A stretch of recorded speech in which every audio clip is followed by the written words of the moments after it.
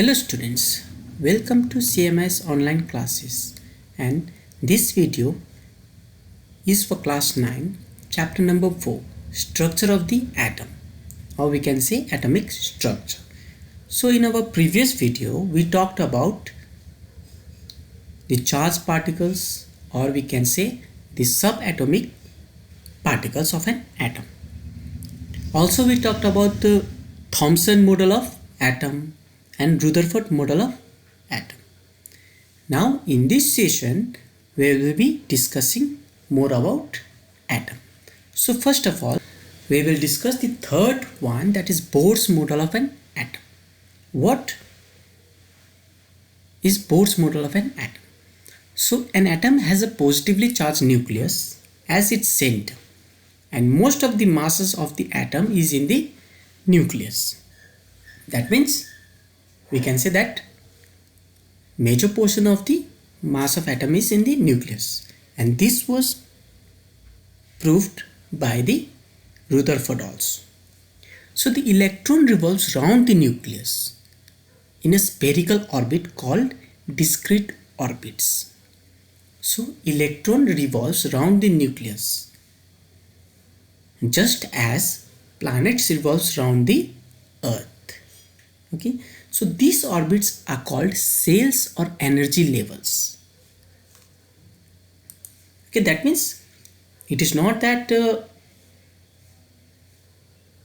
only one energy or one cell is revolving. That means one electron is revolving. There is a portion of cells, as for example for revolution of the planets. Okay, so all known planets, Mercury, Venus, Earth, Mars, Jupiter, Saturn, Uranus and Neptune, okay, they revolve in the fixed path. Similarly, Bohr's model of the atomic model is also like that only. So the orbits are called cells or energy levels and are represented by the letter KLMN. Okay, so KLMN are the cells, are numbered as 1, 2, 3, 4 and so on, or etc. So while revolving in the discrete orbits, the electron do not radiate energy. That means they do not emit energy while revolving. They revolve in the fixed path. Okay, means electron revolves round the nucleus in a fixed orbit. That means their own orbits, that is k orbit, l orbit, m orbit and n orbit. Okay, so we will talk more about those orbits in our later discussion. So here we can say that there is a nucleus which is at the center of the atom, and electron, it revolves around the nucleus in a fixed orbit, and they have different energy levels. Okay, now we will talk about distribution of electrons in different cells. That means K cell, L cell, M cell and N cells. Okay, so the distribution of the electrons in different cells was suggested by Bohr and Bury. The following are the rules for filling electrons in the different cells. That means they have some criteria or rules. That means it's not that each and every electrons can be seen in other cells. So the maximum number of electron in a cell is given by the formula 2n square, where n is the number of the cell, 1, 2, 3, 4, etc. So first cell or K cell can have 2n square. That means 2 into 1 to the power 2 electrons, which is 2 into 1 into 1. So 2 electrons. So we can say that K cell have only 2 electrons. The second cell or L cell can have 2 into n to the power 2. That means 2 into 2 to the power 2. That means 2 into 2 into 2 electrons. So 8 electrons. So L cell have or can have 8 electrons. Similarly, in the third cell, 18 electrons can be there. And in fourth cell, 32 electrons can be there, and so on. As for example, if another cell KLMNO, if there is O cell, okay, then we can have that 2 into 5 to the power 2. That means 2 into 5 into 2. That means 5 5 is 25, 25 into 2, 50. So we can have 50 electrons. Okay, so the maximum number of electrons that can be filled in the outermost cell is 8. Okay, so on the outermost cell, 8 number of electrons can be filled. If it is greater than 8, it will be bonding with other elements. Okay, and if it is less, it will take the electron from other elements. That we call as chemical bonding. So electrons cannot be filled in a cell unless the inner cell are filled. Okay, that means until and unless the K cell is not filled, we can't fill L cell. And if K and L cell is filled, then only we can fill M cell. Similarly, if K, L and M cell is filled, then only we can fill the N cell. So we can say that if the earlier, that means earlier cell is not filled, we can't fill the outer cell. Okay, so this was about distribution of electron in different cell. And electron can be filled by 1s2, 2s2, 2p6, 3s2, 3d10.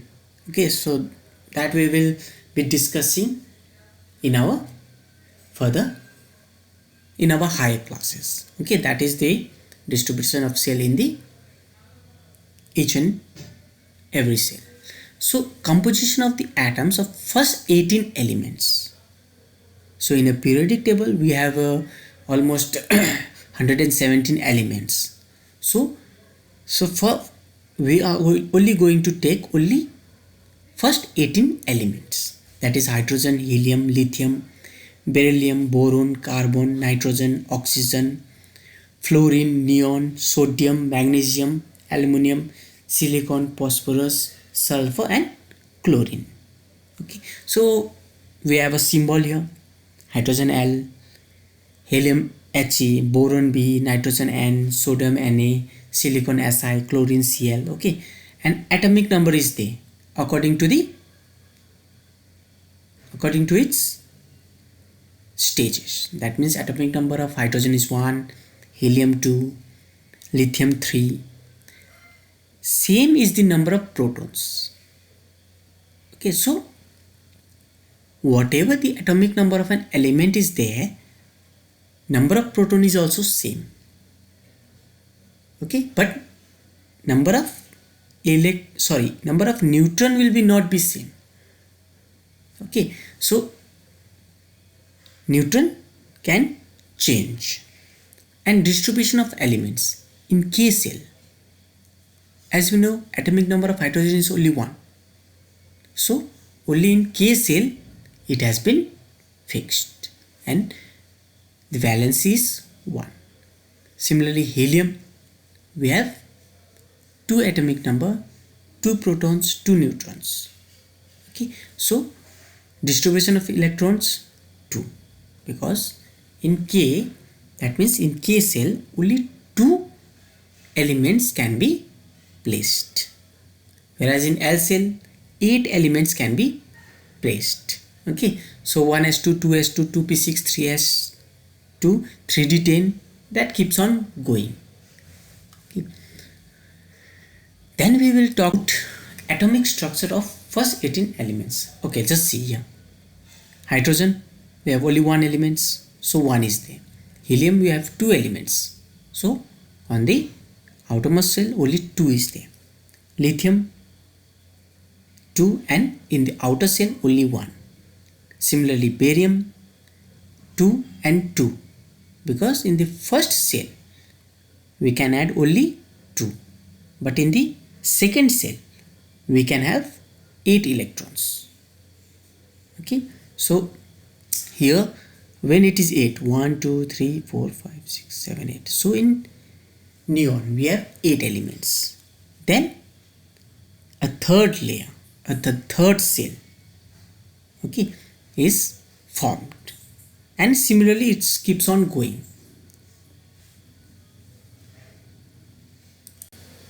Now let's talk about valency, how valency is obtained and what is the definition of valency.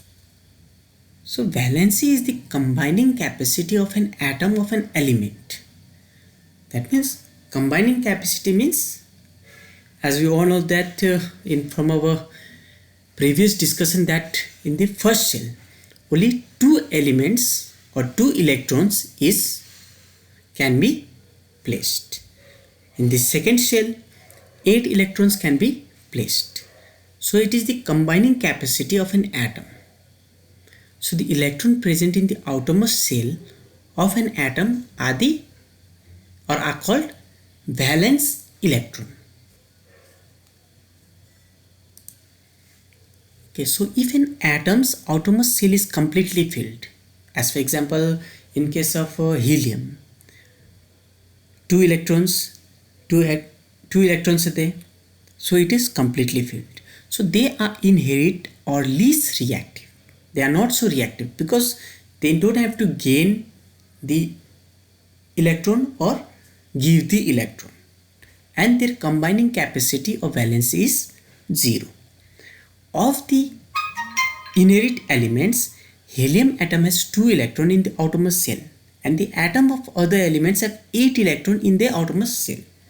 So atom having 8 electrons in the outermost shell is having octet configuration.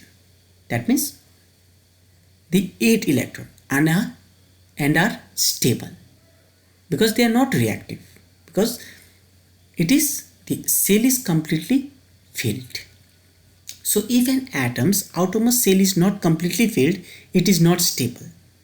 That means they will give electron or they will receive the electron. That means losing or gaining of the electron, or we can say sharing of an electron. Okay, or we can say the chemical bonding. Okay, so if an atom's outermost shell is not completely filled, it is not stable. It will try to attain stability by losing, gaining or sharing electron with other atoms to attain octet configuration. That means it has to fulfill the outermost shell or fulfill these cells. Okay, so either they will lose electron or they will gain electron or they will share the electron. Okay, and that process of sharing is called bonding, chemical bonding.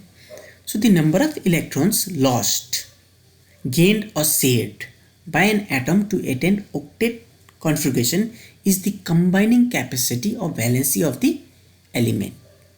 So example, hydrogen, lithium, sodium atoms can easily lose 1 electron and become stable because hydrogen have only 1 electron. So the valency is 1. Magnesium can easily lose 2 electrons, so its valency is 2. Similarly, aluminum can easily lose 3 electrons and its valency is 3. And carbon shares 4 electrons, so we can say that valency of carbon is 4. That means its combining capacity. See, on the other hand, fluorine can easily gain 1 electron and become stable, so its valency is 1. Oxygen can easily gain 2 electron, so we can say the valency of oxygen is 2. Nitrogen, it can gain 3 electron, so we can say nitrogen valency is 3.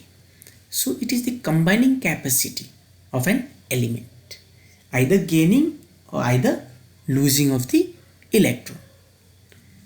Then we have atomic number and mass number. So atomic number of an element is the number of protons present in the nucleus of the atom of an element. So we can say if the number of proton is 1, then we can say the atomic number of that element is 1. If the number of proton is 5, then we can say that atomic number of the element is 5. Okay, so all the atoms of an element have the same atomic number. Example, hydrogen, atomic number is 1. That means it has 1 proton. Helium, it has 2 protons, so we can say that its atomic number is 2. Lithium, it has 3 protons, so we can say that atomic number is 3. So we can say that number of protons is equal to number of atomic number. So if you can figure out the number of protons in any element, we will come to know that what is its atomic number. Then we have a mass number. What do you mean by mass number? The mass number of an element is the sum of the number of protons and neutrons. That means the nucleus, not the electron. That means the nucleus which is fixed at the center, okay, of an atom. So the mass of an atom is mainly the mass of the protons and the neutrons in the nucleus of the atom. As for example, carbon. Carbon mass number is 12. We have 6 protons and 6 neutrons. So mass is, that means mass of carbon is 12 unit. Aluminum mass unit is 27 unit. But its atomic number is 13. Okay, that means atomic number is the number of protons, whereas mass number is the number of protons as well as the number of neutrons together. Okay, so in the notation of an atom, the atomic number and the mass number are written as mass number, symbol of the element, atomic number. So for nitrogen, the mass number is 14 and atomic number is 7. Okay, that means 14 means we have 7 protons and 7 neutrons in nitrogen. Okay, so we can figure out that with protons and the addition of protons and neutrons as atomic number and mass number respectively. Okay,